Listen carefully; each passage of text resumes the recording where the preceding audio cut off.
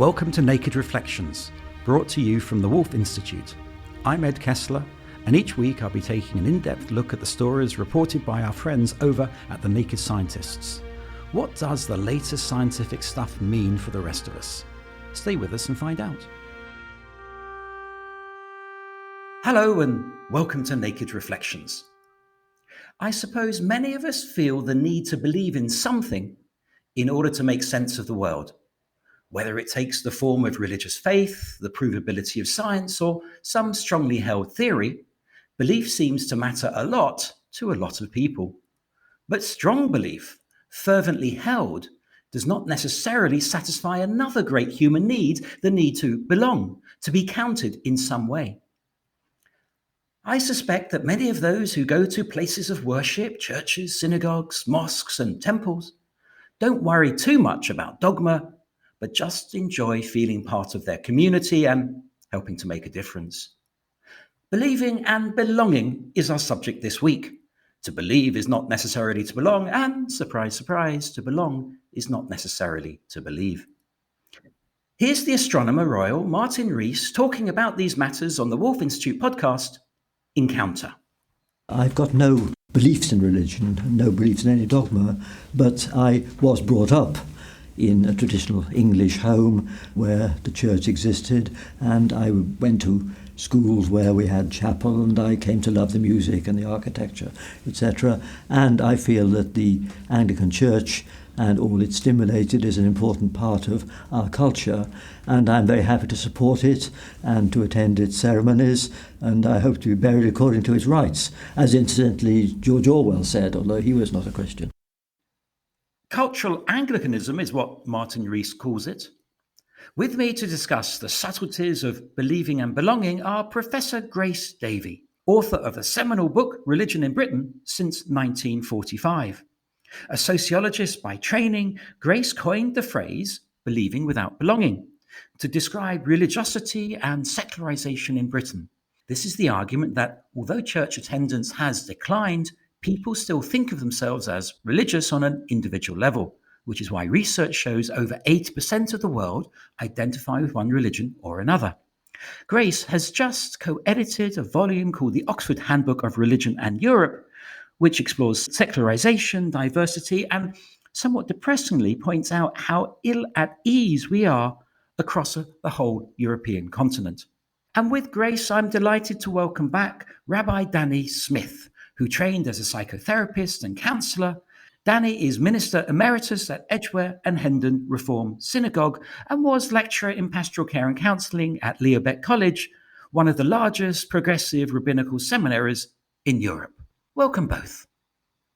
The feeling of belonging is fundamental to humans. How does that transmit into belief, religious or otherwise, Grace? First, let me say what a pleasure it is to be with you. But I'm just going to back up a wee bit just to make sure that people grasp what I was doing when I put these two words together, believing without belonging. I was trying to capture a mood which was in the 1990s, and I was very aware that the secularization narrative was not straightforward, that people were holding on in some respects to vestigial faith, and sometimes they did that through belief, which tends to be the pattern in Britain. Other cultures who have a stronger sense of belonging or a theology of belonging, for example, the Nordic countries, immediately flipped it and said belonging without believing. In the end, used the term vicarious religion to foreground the institution, pointing out that both belief and belonging could be hard or soft. You can attach yourself to an institution and make creedal statements, or you can say something very vague like, I think this world is in some way penultimate, or I believe in something, but I'm not going to specify.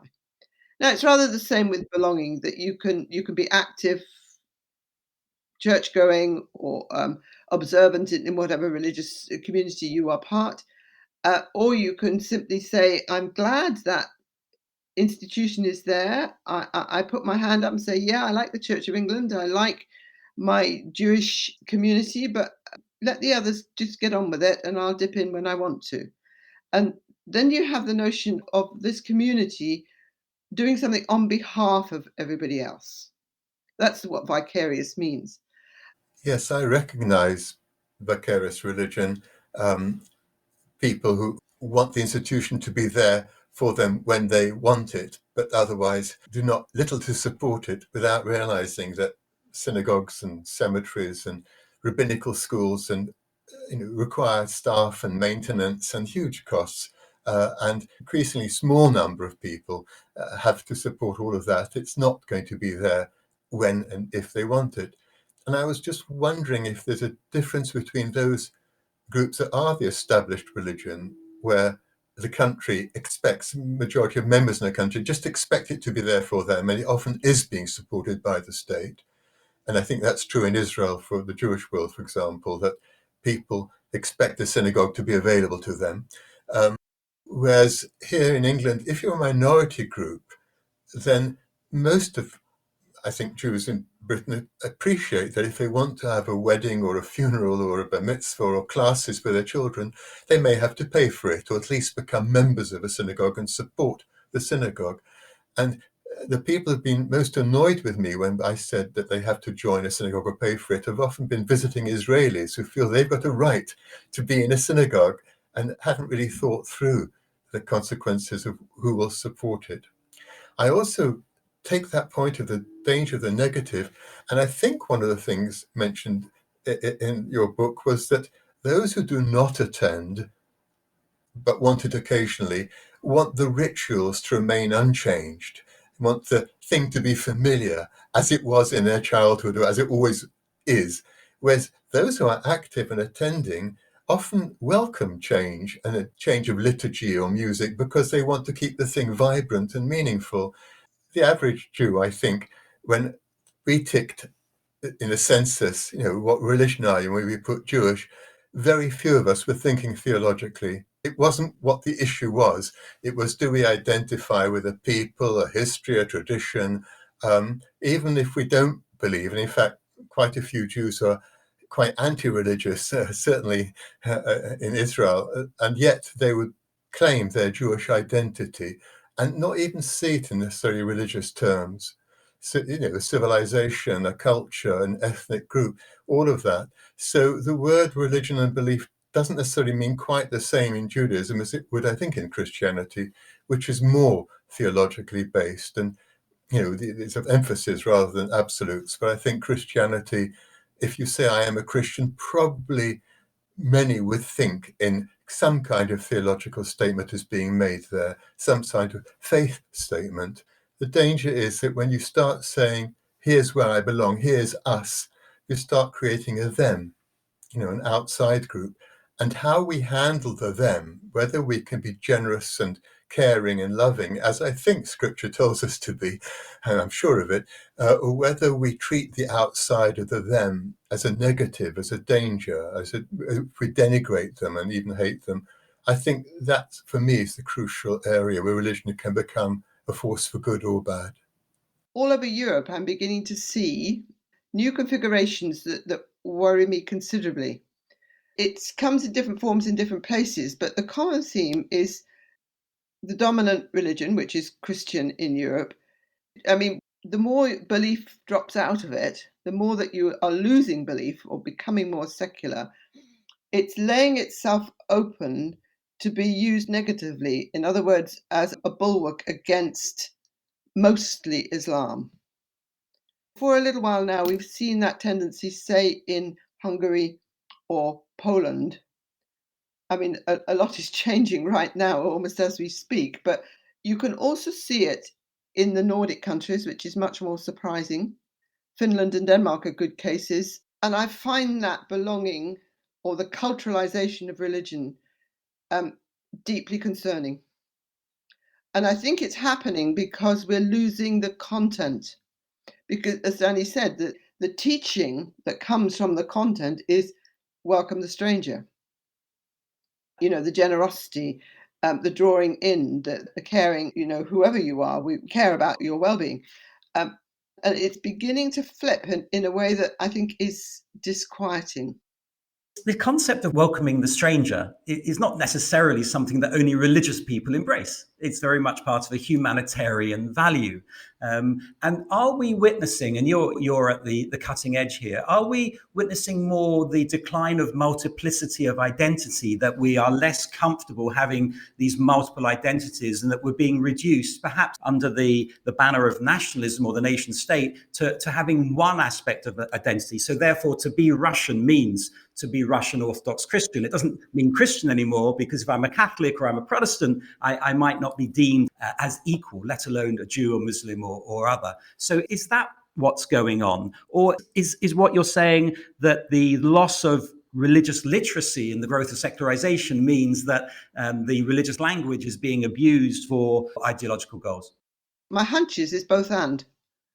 We are losing the narrative, that's for sure. And there's a lot in the narrative that would counteract the tendency of, exclusion. I also think that we are probably uncomfortable and clinging to the familiar.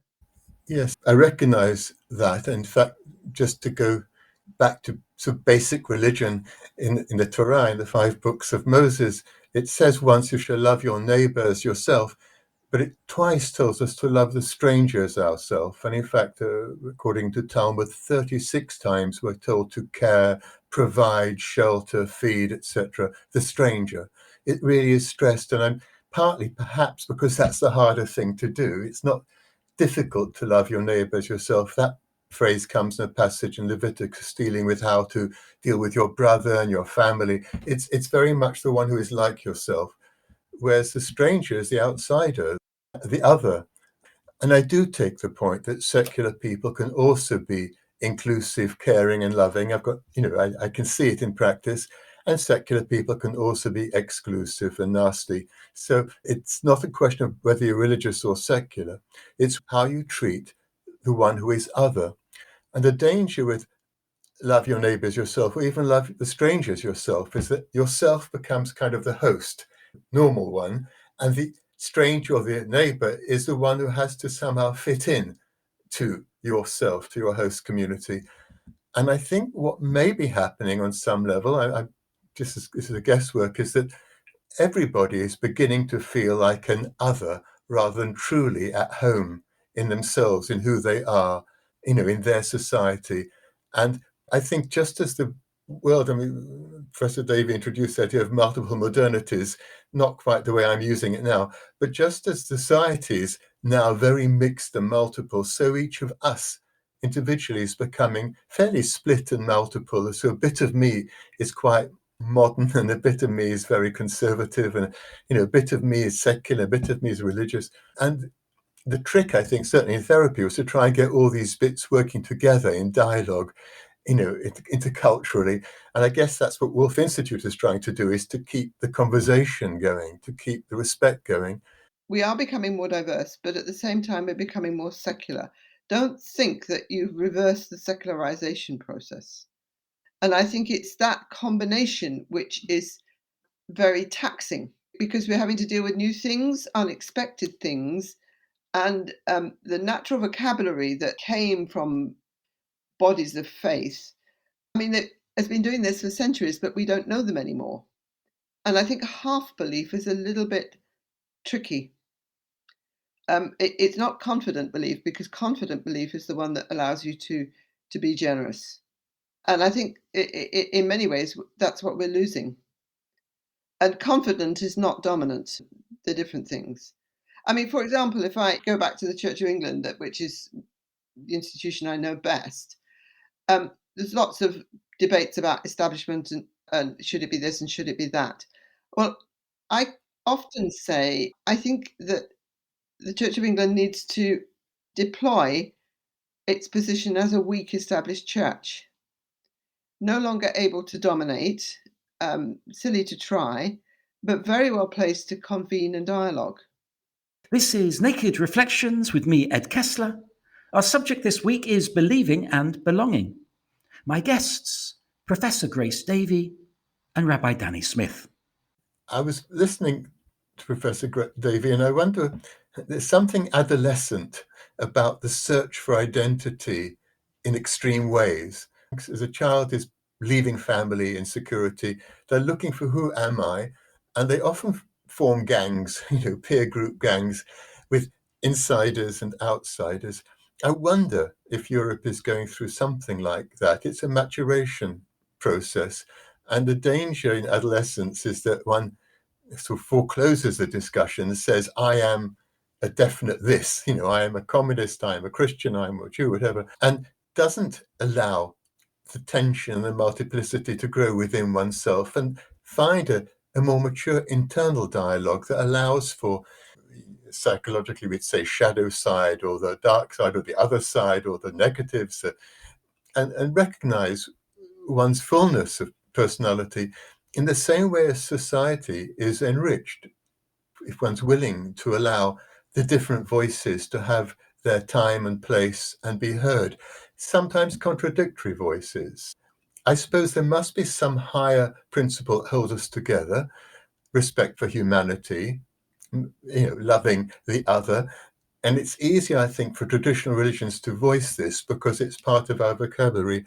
I do think the same is true in the secular world. I'm not entirely upset by the fact that people become more secular.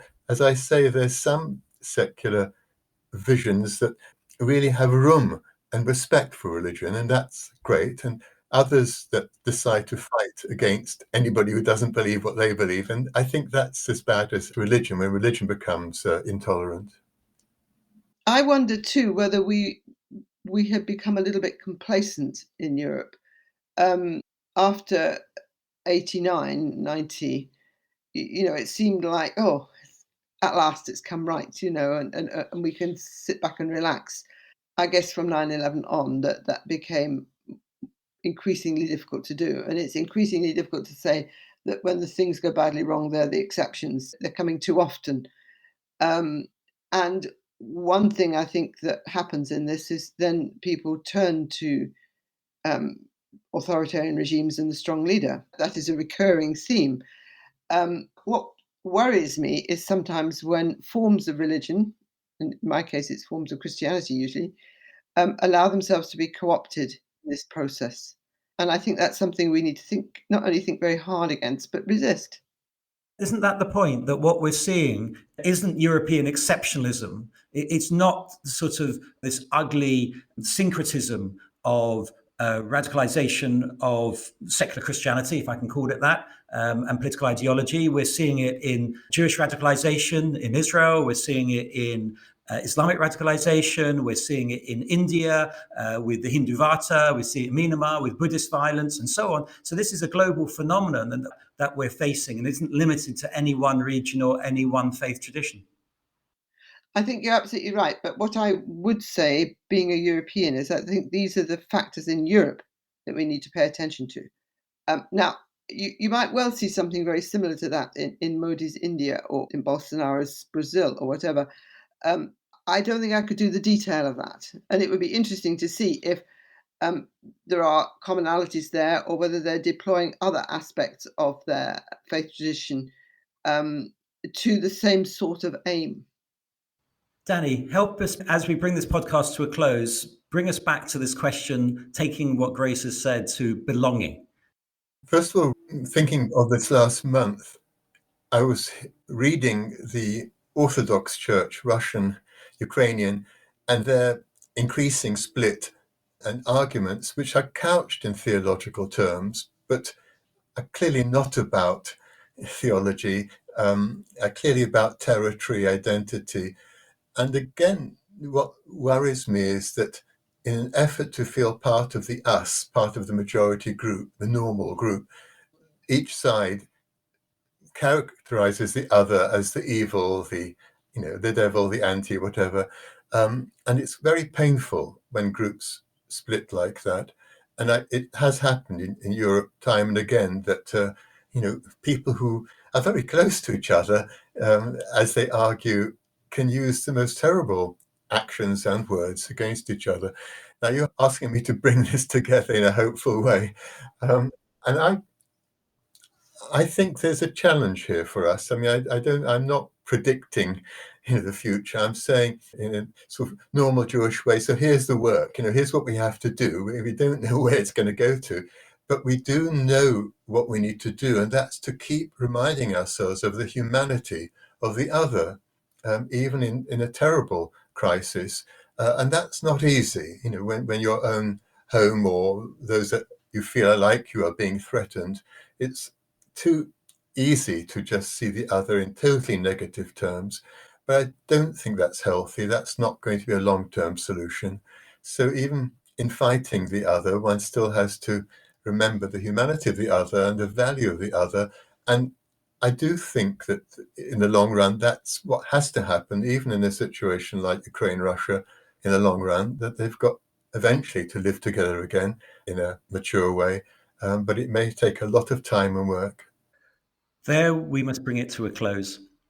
I hope at the very least you found the show believable and that you still feel Naked Reflections belongs to you. Thanks to my guests, Danny Smith and Grace Davey, and thanks to you two for listening. I hope you enjoyed the show, and you might want to browse our archive of podcasts, which include dialogues about peace, reconciliation, and, like today, disagreeing well. And feel free to check out other podcasts from the Wolf Institute or from our friends at the Naked Scientists. I'll be back next week with more guests.